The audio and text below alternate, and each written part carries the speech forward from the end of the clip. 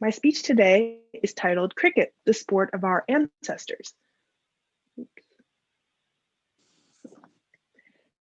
Now, I say our ancestors because cricket was brought to a lot of countries due to British colonization. Some countries, such as Australia, India, and South Africa, continued to play the sport, while other countries, like the United States, of course, stopped playing it after the end of British colonization. See, my interest in cricket is pretty simple. I just really love the sport, and I just want to share my love for the sport with everyone else today. Cricket is sort of a sport that's hard to explain, so I'm going to try my best, but I'm being completely forthright. If you're confused, so are a lot of other people when they listen to what cricket is. Essentially, the game is played on a huge grass field. The grass is cut really short, and it's about the length of 2 football fields. Right in the middle of this circular field, there's a 22-yard rectangular pitch that's made of dry grass. So the game starts with 2 teams. Each of the teams have 11 players, and the game starts with a coin toss. So whoever wins the coin toss gets to decide if they're going to bowl or if they're going to bat. So the team that wins the coin toss gets to decide what they're going to do. And the team that's going to bowl, essentially, they go out into the field, they spread out, and the team that's going to bat sends out 2 people to be batsmen. So the batsmen come and they stand on either sides of the 22-yard rectangle. What the batsmen do essentially is they have to stand in front of these 3 poles that are sort of put into the ground, as you can see in the first picture, and they have to guard those 3 poles. What the bowlers have to do is they have to release the ball from their hand and have it jump off the pitch, which is the rectangular 22-yard surface. The batsmen score points by either hitting the ball and exchanging their spots. So they have to run between the wickets. So they have to exchange their spots. Another way they can make points is by hitting the ball and it rolling to the perimeter of the field. Or if they hit the ball and it flies over the perimeter, they get 6 points. If it rolls and hits the perimeter, they get 4 points. If they just run, they get 1 or 2 points, depending on how many times they cross each other. And of course, the bowlers also have a job. Their job is to prevent the batsman from making points, and it's to try to get the batsman out. You can get the batsman out in 3 ways because 1 way wasn't enough. The first way is you can bowl the ball to them and have it hit the wickets. So the 3 poles, they're called wickets. And if you hit those, then the batsman is out. The second way is that if the batsman hits the ball and it goes into the air, if a fielder catches the ball, they're out, similar to baseball.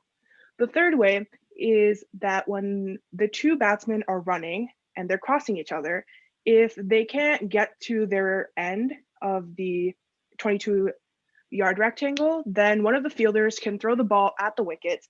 And if they do touch the wickets before the batsman gets to the end of the 22-yard rectangle, then the batsman is out.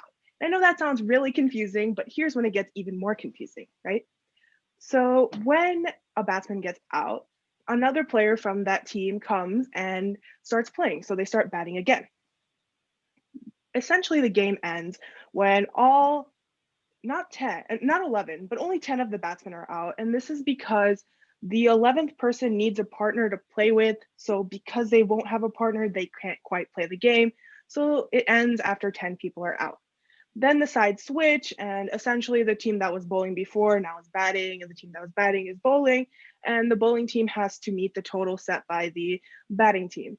And of course, it gets even more complicated because there are different formats. Some of the formats are limited by the amount of balls the bowlers can bowl, and some of the formats, it's called test, which is the Boxing Day test match that was mentioned in the introduction.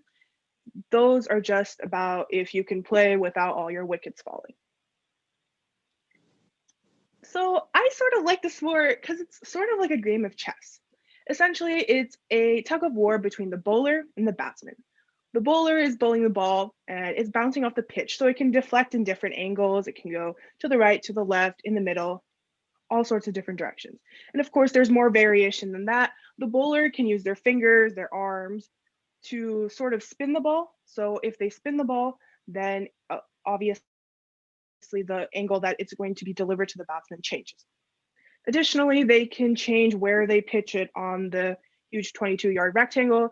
So if they pitch it sort of right at the batsman's foot, it's really hard to hit because the batsmen, they're sort of closed up, so it's harder for them to hit that way.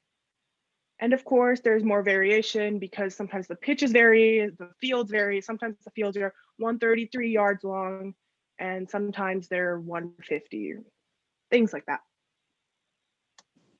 And of course, the cricket is not really played in the United States.